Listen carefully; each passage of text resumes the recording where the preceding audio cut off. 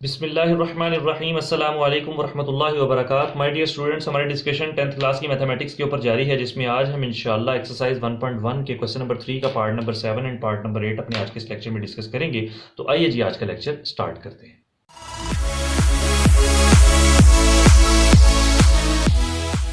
प्यारे बच्चों, जो क्वेश्चन नंबर 3 हम सॉल्व कर रहे हैं, इसमें हम क्वाड्रेटिक इक्वेशन को सॉल्व करने का मेथड नंबर 2, जिसको हम कंप्लीटिंग स्क्वायर मेथड कहते हैं, वो सीख रहे हैं।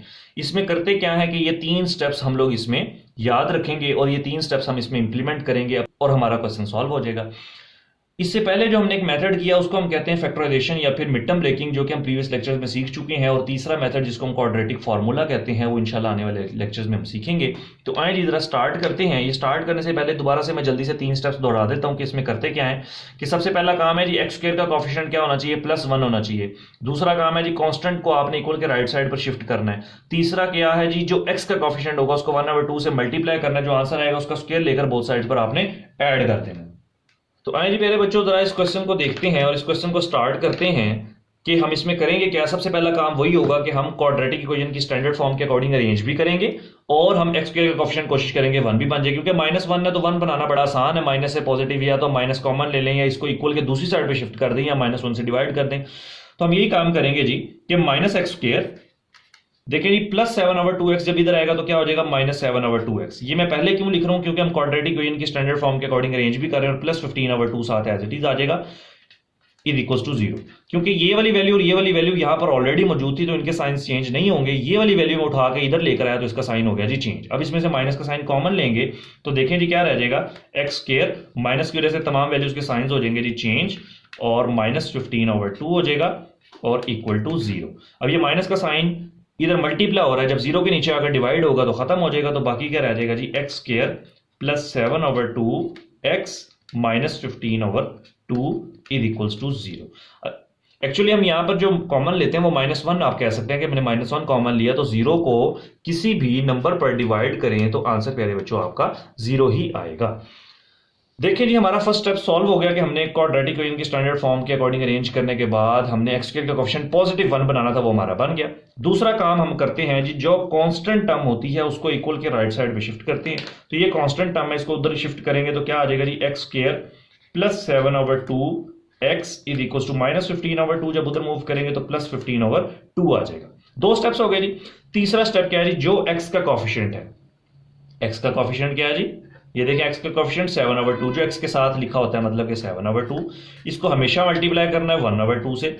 जो आंसर आएगा, आंसर क्या आएगा जी, अब इसका सॉल्व करें, अगर इनकी कटिंग होती है तो कटिंग कर लें, अदरवाइज 7 1 ज़ा 7 डिवाइडेड बाय 2 2 ज़ा 4, ये आपका आंसर आया। इसका स्क्वायर लेकर बोथ साइड्स पर ऐड कर देना, तो यही चीज हम यहां पर भी लिख देंगे। क्या लिख दिया जी हमने कि adding and squaring 7/4 on both sides. ये काम नहीं करना कि यहां पर एडिंग एंड स्क्वेयरिंग भी लिख दें और यहां पर भी स्क्वायर डाल दें। जब मैंने लिख दिया है कि इसको ऐड भी करना है और स्क्वायर भी करना है, या तो फिर लिखें एडिंग 7/4 का स्क्वायर ऑन बोथ साइड्स, ये भी ठीक है।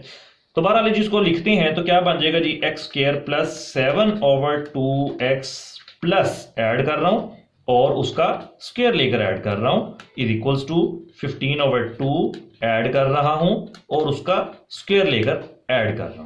अब यहां पर हमेशा फॉर्मूला कंप्लीट होगा कैसे, जो 2 स्क्वायर वाली टर्म्स होंगी वो आ जाएंगी। एक स्क्वायर वाली टर्म है x और एक स्क्वायर वाली टर्म है 7/4, और साइन कौन सा लगेगा, हमेशा ये वाला साइन लगेगा, क्योंकि आपको पता है +2ab या -2ab यही डिसाइड करता है कि फॉर्मूला आपका कौन सा कंप्लीट होना है। ठीक है जी। उसके बाद ये 15/2 तो आ जाएगा एज इट इज, प्लस ये ब्रैकेट के बाहर स्क्वायर है तो 7 का स्क्वायर कर लेंगे 49 और 4 का स्क्वायर कर लेंगे तो 16। आप चाहें तो इस पर फॉर्मूला ओपन करके देखें तो यही चीज बन जाएगी।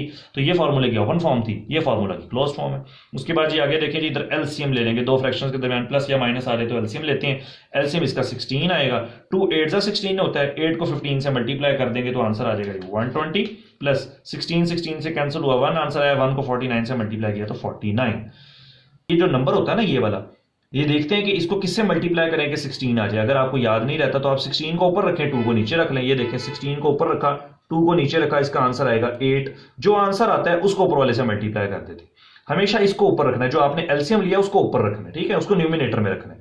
अब इसको 16 को देखें, इसको ऊपर रखा और इसके साथ चेक कर रहा था तो इसको नीचे रखा, 16 से कैंसिल हुआ 1 बचा, जो आंसर आया उसको ऊपर वाले से मल्टीप्लाई कर देंगे। ये वाली वैल्यू तो साथ एज इट इज आती रहेगी ना यहाँ पर भी, तो हम यहाँ पर दोबारा लिख देते हैं इसको x प्लस 7/4 का स्क्वायर इज इक्वल टू, इनको ऐड कर लेते हैं, 120 plus 49 is 169 divided by 16, square root on both sides. जब हमने बोथ साइड्स पर स्क्वायर रूट लिया तो क्या बन जाएगा प्यारे बच्चों, ये देखें जरा, ये चीज बन जाएगी ना, x प्लस 7/4 और इसका square is equals to square root of 169 divided by 16।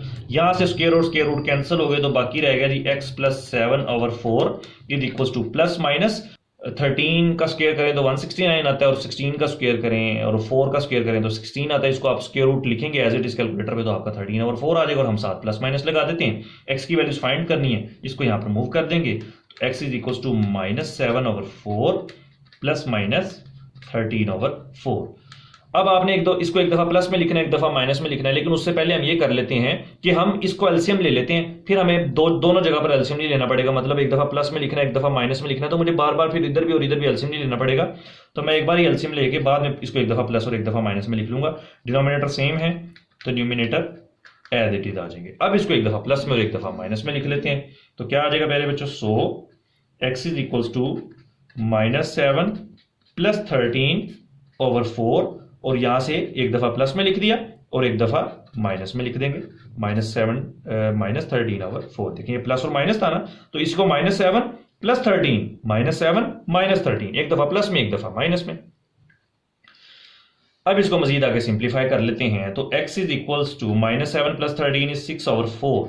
इसकी कटिंग कर लें जी, 2 2 जा 4, 2 3 जा 6, 3/2 आ जाएगा। मैं इसकी कटिंग जानबूझ के नहीं कर रहा ताकि आपको नोट करने में कोई प्रॉब्लम ना हो।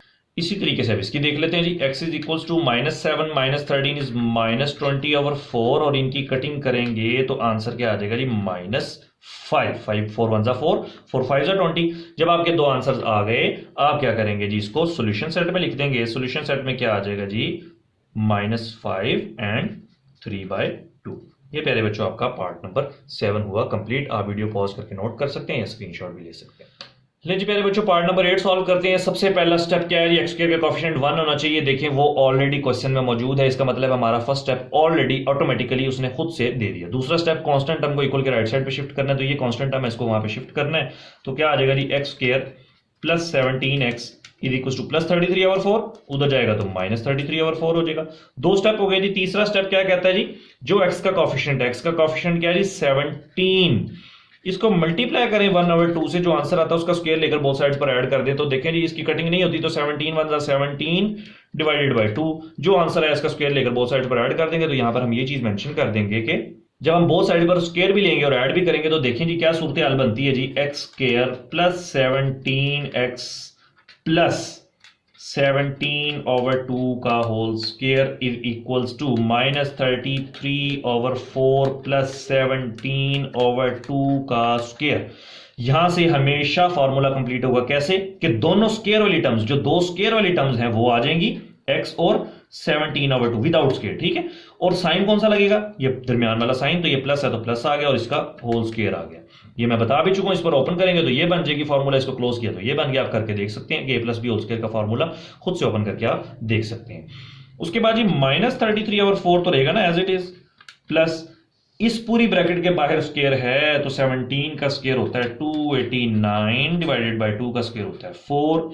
अब क्या करेंगे, इधर एलसीएम लेंगे, डिनोमिनेटर सेम है तो numerator as it is -33 plus 289 आ गया। -33 प्लस 289 करेंगे तो प्यारे बच्चों 256 डिवाइडेड बाय 4 आ गया, और ये वाली वैल्यू साथ एज इट इज आती जा रही है। अब हमने क्या करना है जी, 256/4 आ गया ना, अब हमने x की वैल्यू फाइंड करनी है तो यहां से स्क्वायर को खत्म करना पड़ेगा। तो यहां पर क्या लिखेंगे, taking square root on both sides.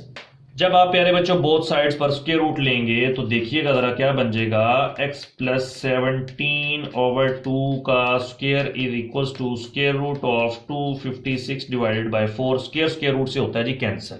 जब हमने स्क्वायर रूट से कैंसिल कर दिया तो यहां पर बच गया x plus 17/2 is equal to, यहां पर जब हम स्क्वायर रूट लेंगे तो 256 परफेक्ट स्क्वायर है 16 का डिवाइडेड बाय 4 परफेक्ट स्क्वायर है 2 का, तो हमने यहां पर 2 लिख दिया जी। अब हमने x की वैल्यू फाइंड करनी है, ये वाली वैल्यू को जब यहां पर मूव करेंगे तो x is equal to -17/2 plus -16/2। इसका एलसीएम ले लेते हैं पहले, बाद में प्लस और माइनस में लिख लेंगे। डिनोमिनेटर सेम है तो न्यूमिनेटर प्यारे बच्चों एज इट इज आ जाएंगे। अब यहाँ से दो वैल्यूज आ जाएंगी ना मेरी, एक प्लस में भी और एक माइनस में भी। अगर यहाँ पर स्क्वायर रूट होता तो यही आंसर हो जाता। तो बहरहाल x is equals to -17 plus 16 over 2 and x is equals to -17 -16 over 2। तो देखिए जी क्या बनता है जी, -17 प्लस 16 इज -1 ओवर 2, और जी इसका आंसर -33, तो -33 डिवाइडेड बाय 2। दोनों आंसर्स आ गए, इनको हम सॉल्यूशन सेट में लिख देंगे और आपका आंसर यहाँ पर कंप्लीट हो जाएगा जी। Solution set -1/2 and -33/2। ये प्यारे बच्चों आपका पार्ट नंबर 8 भी कंप्लीट हो गया। इंशाल्लाह ताला बहुत जल्द जो बाकी पार्ट्स रह गए हैं वो भी मैं अपलोड कर दूंगा। तब तक के लिए इजाज़त दीजिए, अपना बहुत सारा ख्याल रखिएगा, दुआओं में याद रखिएगा, इन क्वेश्चंस की प्रैक्टिस कीजिएगा। इंशाल्लाह बाकी क्वेश्चन भी मैं बहुत जल्द अपलोड कर दूंगा। तब तक के लिए इजाज़त दीजिए। अस्सलामु अलैकुम रहमतुल्लाहि व बरकातहू।